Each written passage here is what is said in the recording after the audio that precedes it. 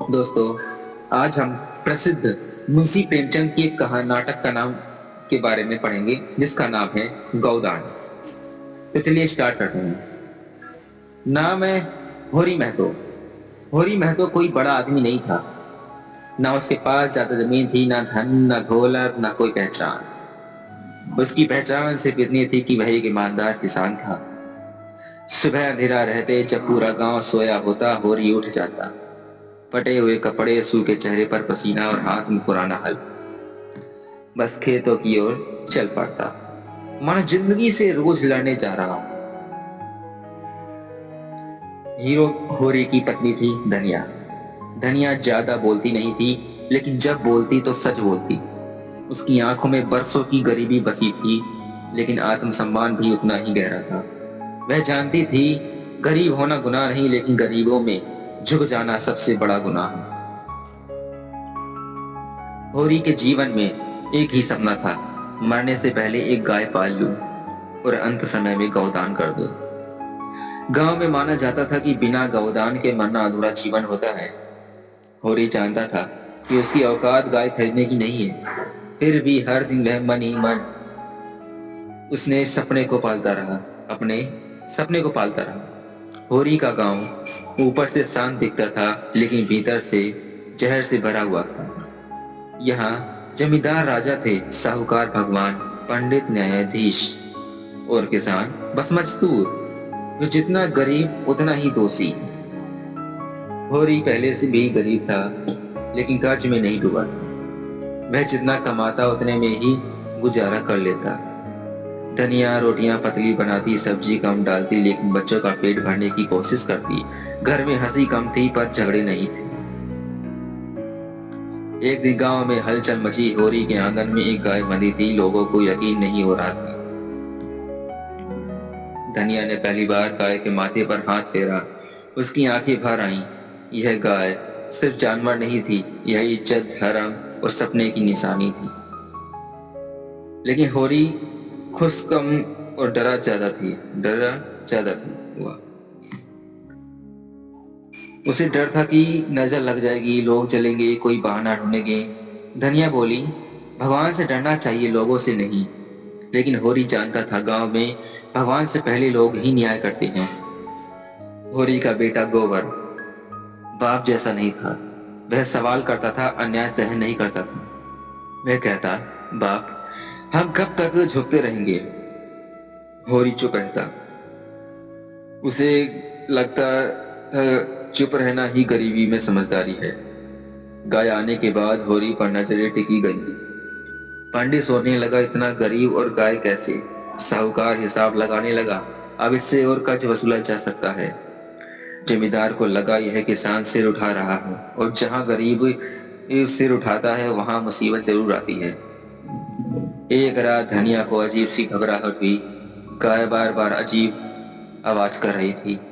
होरी बाहर निकला। अंधेरे में कुछ दिखाई नहीं दिया, लेकिन हवा में कुछ गलत होने की खामोश चेतावनी थी। होरी को नहीं पता था कि जिस गाय को वह भगवान का रूप मान रहा है, वही गाय उसकी जिंदगी की सबसे बड़ी परीक्षा बनेगी, क्योंकि असली दुख अभी शुरू भी नहीं हुआ था। गाय की रहस्यमय मौत, पंचायत का अन्याय, जुर्माना और कर्ज, होरी का पहला बड़ा पतन।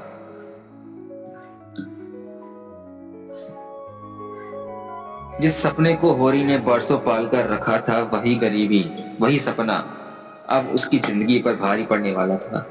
क्योंकि गरीब की खुशी हमेशा किसी को चुभती है। अगली सुबह धनिया सबसे पहले उठी। वह गाय के पास गई और अचानक उसके मुंह से चीख निकल गई।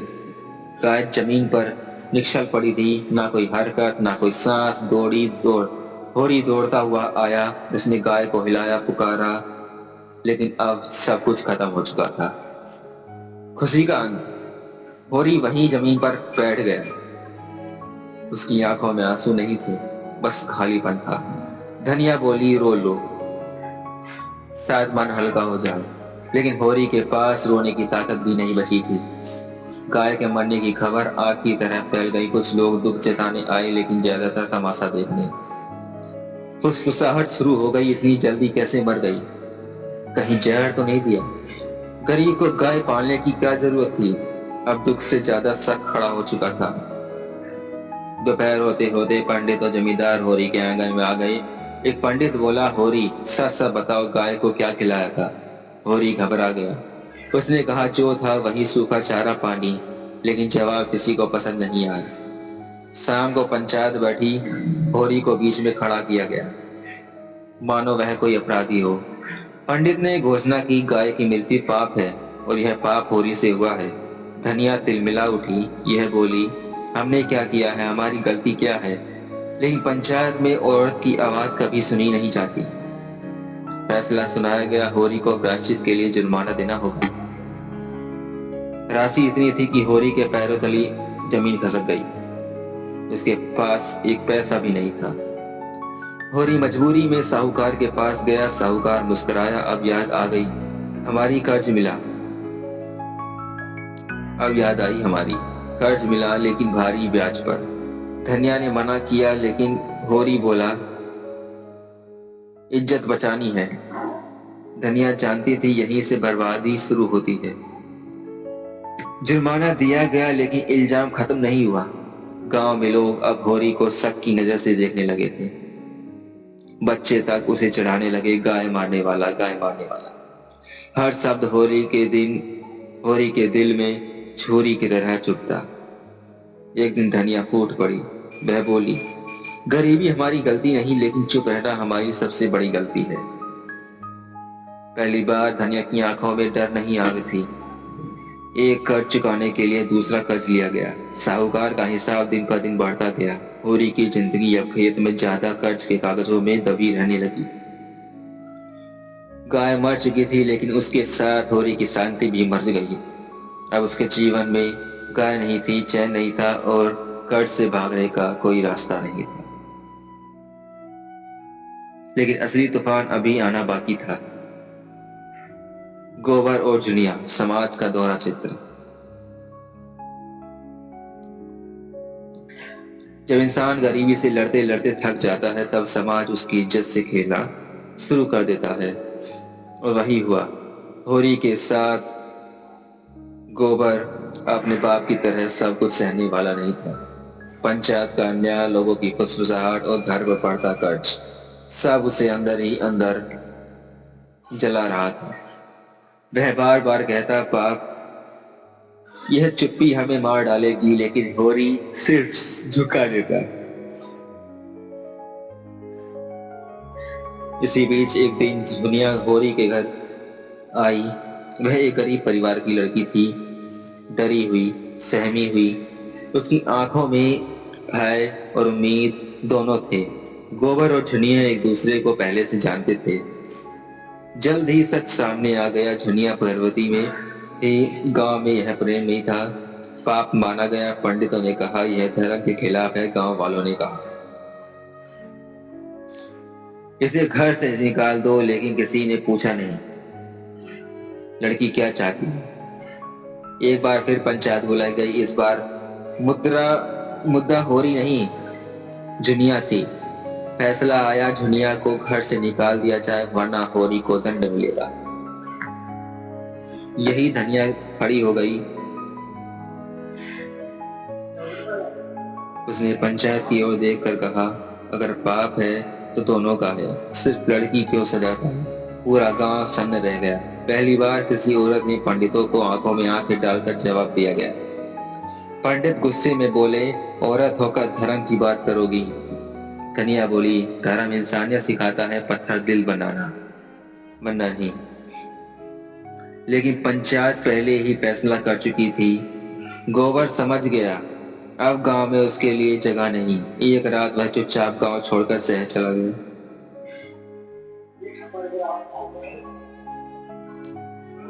धनिया रोई नहीं, लेकिन उसकी आंखों में मां की चिंता थी। होरी और भी अकेला हो गया। झुनिया को घर से निकालने की बात हुई। धनिया ने साफ कहा, अगर यह चाहेगी तो मैं भी जाऊंगी। आखिरकार झुनिया होरी के घर में रह गई, लेकिन गांव ने होरी के घर को अछूत मान लिया। धनिया अब डरी नहीं थी। वह जान चुकी थी चुप रहने से कुछ नहीं बदलता। उसने धनिया को बेटी की तरह रखा और यह उसका सबसे बड़ा विद्रोह था। होरी सब देखता रहा, वह पंचायत से लड़ ना सका, वह ना पंचायत से लड़ सका ना समाज से। उसके भीतर एक अजीब सी गिलानी थी। मैं कुछ नहीं कर पाया। उसका शरीर अब कमजोर पड़ने लगा था। गोबर चला गया था, लेकिन उसकी याद घर में रह गई थी। दुनिया बच गई थी, लेकिन समाज की नजरों में वह अब भी अपराधी थी। और धनिया अब सिर्फ एक किसान की पत्नी नहीं, बल्कि एक चुप क्रांति बन चुकी थी। गांव से भागकर जो शहर पहुंचता है, वह यह सोचता है शायद वहां जिंदगी आसान होगी, लेकिन गरीबी के लिए हर जगह कठोर ही होती है। गोबर शहर पहुंच गया। उसी इमारतें, भीड़, शोर, सब कुछ नया, लेकिन जल्द ही उसे समझ आ गया, यहाँ भी गरीब सिर्फ मजदूर है, इंसान नहीं। गोबर दिन रात काम करता, ईंट धोता, मजदूरी करता, मालिक की गालियां सुनता। पैसे मिलते थे, लेकिन शरीर टूटता जा रहा था। फिर भी वह हर महीने थोड़े पैसे घर बेच देता। उधर गांव में होरी की हालत दिन पर दिन खराब होती जा रही थी। कर्ज बढ़ता जा रहा था, ब्याज चढ़ता जा रहा था। साहूकार अब इज्जत से नहीं, धमकी से बात करता है। होरी इमारतों में भी खेत चलता। धनिया रोकती, अब बहुत हो गया, आराम कर लो।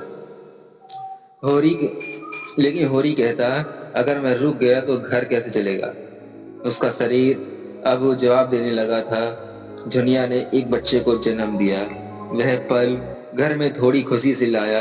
धनिया ने बच्चे को गोद में लेकर कहा, कम से कम यह पाप नहीं, इंसान है। लेकिन गांव की नजरों में कुछ नहीं बदला। एक दिन साहूकार अपने आदमियों के साथ होरी के घर आया। उसने साफ कहा, या तो पैसा दो या जमीन छोड़ो। होरी चुप रहा। धनिया आगे बढ़ी, हम जिंदा हैं, जमीन नहीं देंगे। साहूकार हंस पड़ा। शहर में गोबर को पता चला कि उसके भेजे पैसे कर्ज में डूब जाते हैं। फिर भी वह काम करता रहा, क्योंकि पीछे लौटने का कोई रास्ता नहीं था। एक दिन होरी को सार्वजनिक रूप से अपमानित किया गया। पंचायत ने फिर उसे दोषी ठहराया। उस दिन होरी पहली बार चुपचाप रो पड़ा। धनिया ने होरी का सिर अपनी गोद में रखा। वह बोली, तुम कमजोर नहीं है, मेरा व्यवस्था कमजोर है, लेकिन सब बीमार है, शरीर को नहीं बचा सकते। एक शाम होरी खेत में गिर पड़ा। लोगों ने उठाया, पर घर लाए। उसकी सांसें तेज चल रही थी। धनिया समझ गई, समय अब कम है। जिस दिन आदमी ने जिंदगी भर सबको दिया, जिस आदमी ने जिंदगी भर सबको दिया, अब उसके पास खुद के लिए कुछ भी नहीं बचा था, सिर्फ एक आखिरी इच्छा। कुछ कहानियां खुशी पर खत्म नहीं होती, ये सवाल छोड़ जाती हैं। और यह कहानी थी किसान की मौत के साथ नहीं, बल्कि हमारी सोच की परीक्षा के साथ खत्म होती है। होरी खाट पर पड़ा था, सांसें भारी भारी थी, आंखें धंसी हुई, शरीर मेहनत और अपमान से टूट चुका था। धनिया उसके सिरहाने बैठी थी।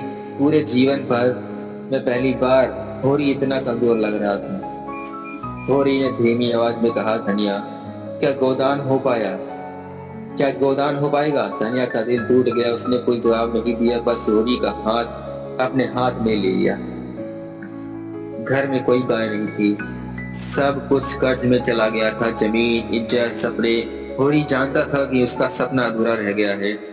उसकी आंखों से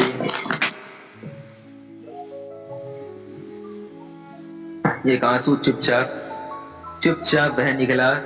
धनिया उठी। उसने घर के कोने में रखे कुछ सिक्के, वह पैसे जो उसने मुश्किल वक्त में छुपा कर रखे थे, वह वापस आई और होरी के हाथ में पैसे रख दिए। धनिया बोली, ये लो, यही तुम्हारा गोदान है। होरी ने हैरानी से देखा। धनिया की आवाज भर आ गई, तुम्हें जिंदगी भर अपना सुख दान किया, अपनी मेहनत दान की, अपना आत्मसम्मान दान किया, इससे बड़ा गोदान और क्या होगा। होरी के चेहरे पर हल्की सी मुस्कान आई, मानो उसकी आत्मा को शांति मिल गई हो। उसकी सांसें धीरे धीरे थम गई। होरी महतो, अब इस दुनिया में नहीं था। ना कोई ढोल, ना कोई सम्मान, बस एक गरीब किसान की खामोश विदाई। गांव ने एक पल को दुख जताया, फिर अपनी रोजमर्रा की जिंदगी में लौट गए। धनिया पत्थर की तरह खड़ी रही, ना रोई न चिल्लाई। शायद उसके आंसू बहुत पहले खत्म हो चुके थे। झुनिया का बच्चा उसकी गोद में था, जिंदगी फिर चलने लगी थी। होरी की मौत सिर्फ एक आदमी की मौत नहीं थी, यह उस व्यवस्था का पोस्टमार्टम थी, जहाँ ईमानदार गरीब हमेशा दोषी होता है, जहाँ धर्म कमजोर पर भारी पड़ता है, जहाँ मेहनत कभी पूरा नहीं चुकाई जाती। बताओ, जिस आदमी ने पूरी जिंदगी दान किया, क्या उसका गौदान अधूरा था? या फिर हमारा समाज आज भी उस गौदान को समझने के काबिल नहीं? गौदान सिर्फ एक कहानी नहीं है, भारतीय किसान का दर्पण है। धन्यवाद।